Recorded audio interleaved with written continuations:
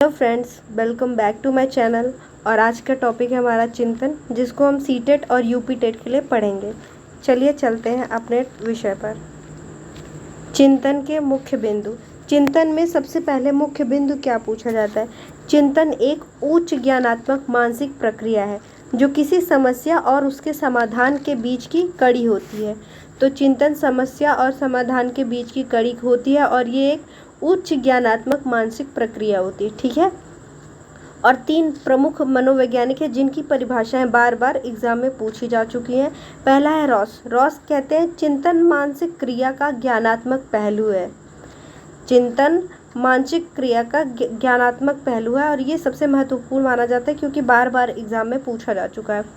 दूसरा है वैलेंटाइन। चिंतन वह प्रक्रिया है जिसमें श्रृंखलाबद्ध विचार किसी लक्ष्य की ओर निरंतर गति करते हैं। इसको थोड़ा याद करने का तरीका भी है कि वैलेंटाइन के दिन श्रृंखलाबद्ध विचार लेकर हम किसी की ओर निरंतर गति करते हैं। किसकी ओर करते हैं वो आप समझिए।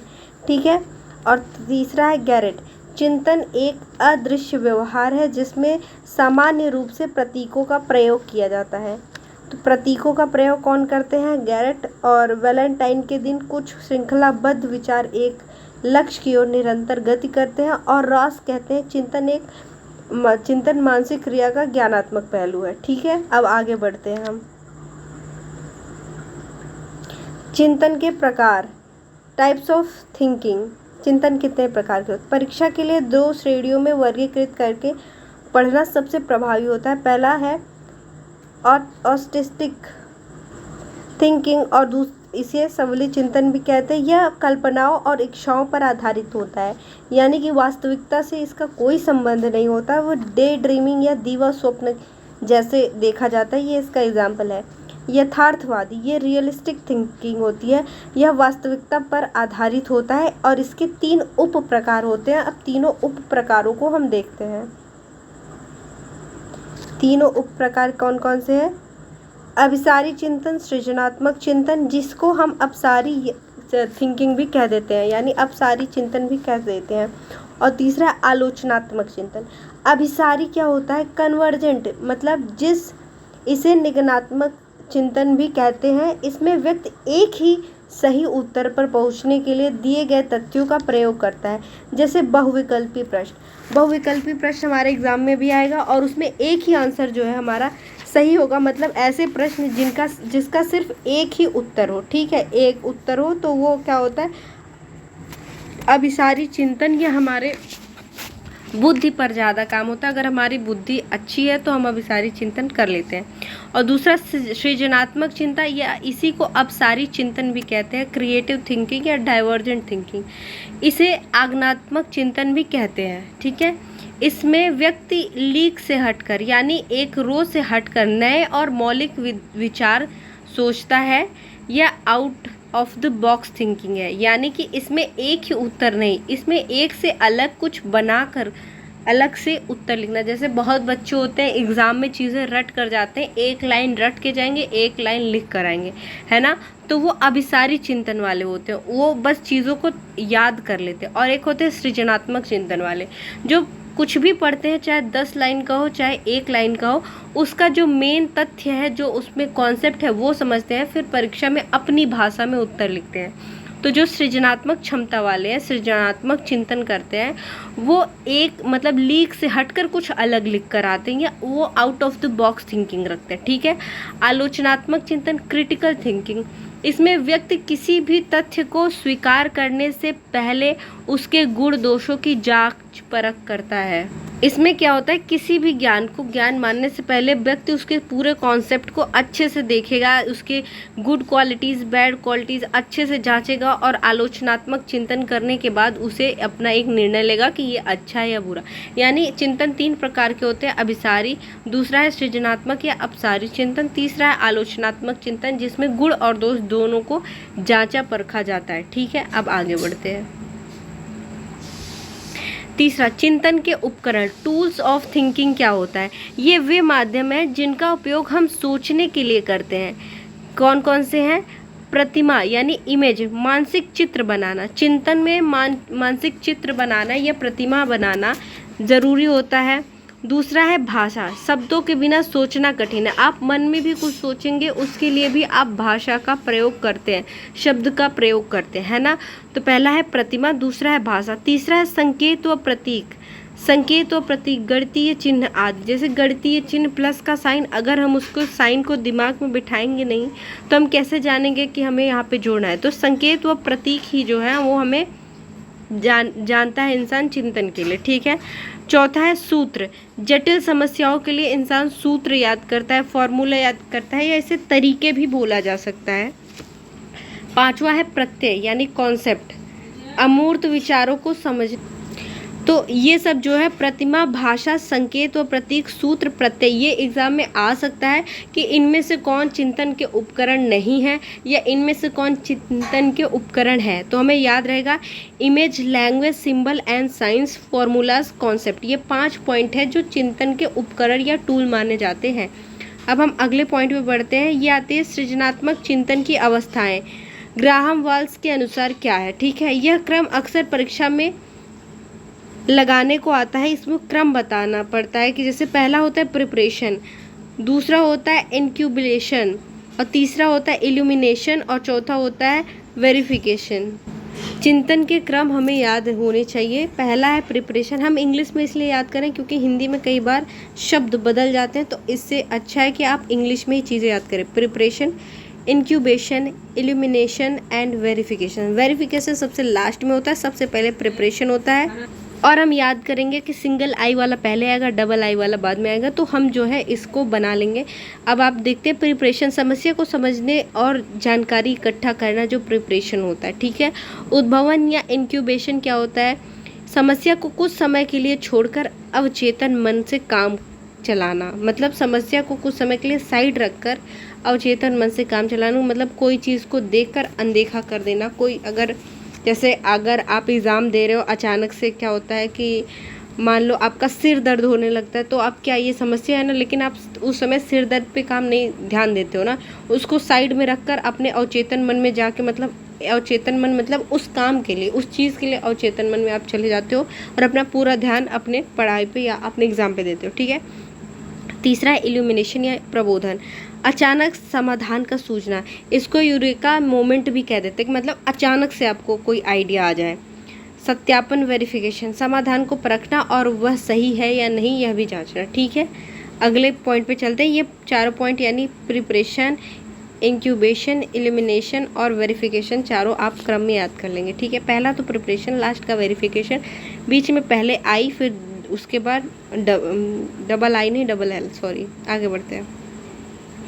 याद रखने योग्य क्या सुझाव है, समस्या समाधान, प्रॉब्लम सॉल्विंग। चिंतन का अंतिम उद्देश्य समस्या समाधान होता है, समस्या समाधान करना ही है।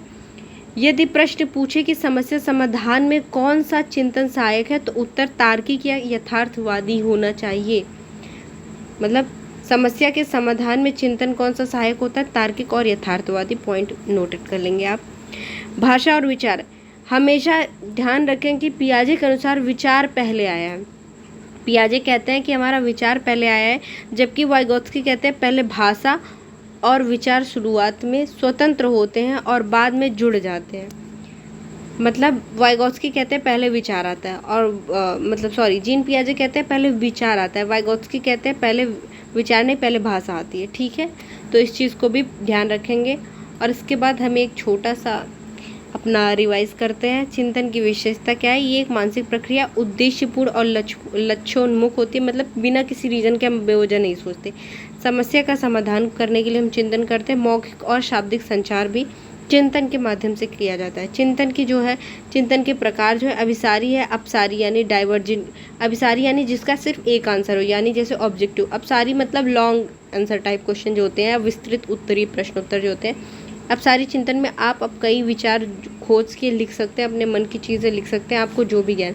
आलोचनात्मक चिंतन यानी एक चीज़, एक तथ्य के बारे में पूरी जानकारी इकट्ठा कर लेना, उसके बाद निर्णय लेना। पक्ष विपक्ष का मूल्यांकन किया जाता है। और आता है उसके बाद चौथा सृजनात्मकता यानी क्रिएटिव, नया और अनोखा बनाना, कोई चीज़ को अपने आंतरिक इच्छाओं या चिंतन के माध्यम से उस चीज़ में कोई नई चीज़ कर देना, क्रिएटिव बना देना, ठीक है। तीसरा है चिंतन की प्रक्रिया के चरण, समस्या का समाधान, जानकारी का संग्रह, परिकल्पना का निर्माण, परिकल्पना का परीक्षण और निष्कर्ष निकाले। ये 5 पॉइंट हो गए। आगे बढ़ते हैं। चिंतन को बढ़ावा देने के तरीके क्या होता है? प्रश्नोत्तर और चर्चा करके कक्षा में, प्रोजेक्ट आधारित शिक्षा देके ताकि बच्चे जो है ज़्यादा सोचें, मानसिक मानचित्रण, माइंड मैपिंग करना, ठीक है, मतलब बच्चों को ऐसा डिस्क्राइब करना कि बच्चों के मन में कोई चीज़ का इमेज बन जाए, कहानी लेखन और रोल प्ले, मतलब कहानी लिखकर और किसी भी नाटक में प्ले करके भी बच्चे चिंतन को बढ़ावा दिया जा सकता है। अब बढ़ते हैं हम अपने प्रश्नों की तरफ। चिंतन पर आधारित अभ्यास प्रश्न जो कि सारे के सारे PYQ है, एक भी क्वेश्चन बाहर से नहीं है, ठीक है। चिंतन अनिवार्य रूप से है एक संज्ञानात्मक गतिविधि, मनोगतिक प्रक्रिया, मनोवैज्ञानिक परिघटना, भावात्मक। ये एक संज्ञानात्मक गतिविधि है क्योंकि संज्ञानात्मक में भी हम सोचते हैं, तर्क वितर्क करते हैं, चिंतन करते हैं, और चिंतन अनिवार्य रूप से तब क्या होगी? संज्ञानात्मक गतिविधि। तो ए ऑप्शन हमारा बिल्कुल करेक्ट होता है, बिल्कुल। और आगे बढ़ते हैं दूसरे प्रश्न की तरफ। चिंतन मानसिक क्रिया का वह ज्ञानात्मक पहलू है जिसमें उन वस्तुओं के बारे में विचार किया जाता है जो हमारे सामने उपस्थित नहीं। यह परिभाषा है, हमने पहले ही पढ़ा था। चिंतन मानसिक क्रिया का ज्ञानात्मक पहलू है, इसे कहा है रॉस ने। बी ऑप्शन हमारा बिल्कुल करेक्ट होता है, जो कि है। और बढ़ते हैं अगले प्रश्न की तरफ। सृजनात्मक चिंतन की पहली अवस्था कौन सी होती है? मतलब हमने पहले क्या कहा था, हम इंग्लिश देखेंगे। वेरिफिकेशन ये तो सबसे लास्ट होता है। इंक्यूबेशन यानी एक आई आया है तो मतलब ये सेकंड था, और ये इल्यूमिनेशन यानी डबल एल है तो मतलब ये थर्ड नंबर पे था। पहला है प्रिपरेशन, हमारा सी ऑप्शन बिल्कुल करेक्ट जाता है। अगले प्रश्न की तरफ बढ़ते हैं। उपक्रम या तैयारी जो है, ठीक है। चौथा प्रश्न हमारा है, विद्यार्थियों में समालोचनात्मक चिंतन यानी क्रिटिकल थिंकिंग को बढ़ावा देने के लिए शिक्षक को क्या करना चाहिए? विषय वस्तु का कंठस्थीकरण करना, ये मतलब रट्टा मारना, बिल्कुल गलत। अध्यापिका का निष्क्रिय अनुसरण नहीं, बच्चे अगर मुंह बंद करके कोई अनुसरण कर रहे हैं तो वो बच्चे क्रिटिकल थिंकिंग क्या, वो एक रचनात्मक चीज़ भी नहीं कर रहे। विविध जानकारी की पुष्टि करने के अवसर देना, केवल पाठ्य पुस्तकों, केवल आ गया तो पहले काट दो, पाठ्य पुस्तकों पर तो बिल्कुल एकदम निर्भर नहीं रहना है।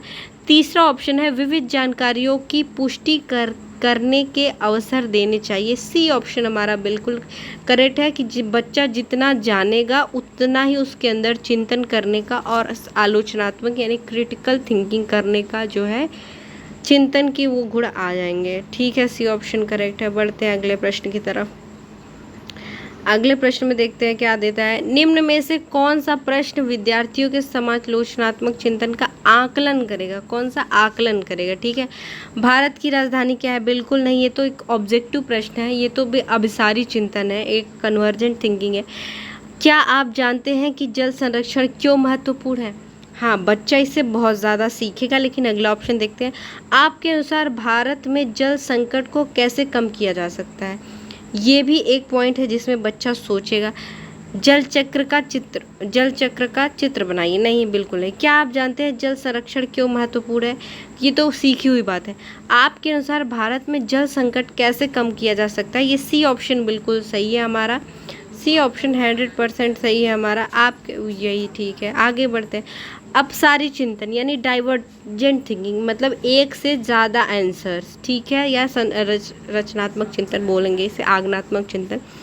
एक समस्या के अनेक समाधान सोचना, केवल एक सही उत्तर पर पहुंचना नहीं, ये कन्वर्जेंट थिंकिंग।